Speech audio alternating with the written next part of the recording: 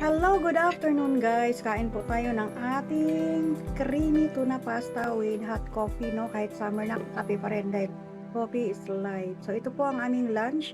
Dito sa Hong Kong, ang lunch dito ay ganito lang. Sa tanghali, pasta, and kung minsan, sandwich or burger, no? So dito mahilig sila sa mushroom sauce.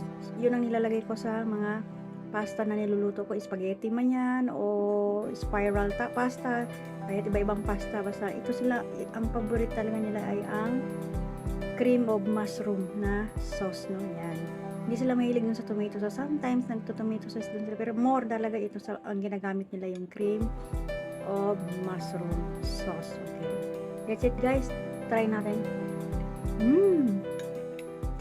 Yummy. So, kapag nag-boil tayo ng pasta, isama na natin yung ating mixed beans, kasi yung ating mixed beans ay mix siya ng corn at saka ng green peas at saka carrots, no? So para magluto din yung ating mga mixed beans. So tuna lang aking hinalo. Nakita nyo naman yung aking ingredients. Ayan, madali lang itong lutuin. So pag tanghali, ganito lang kami.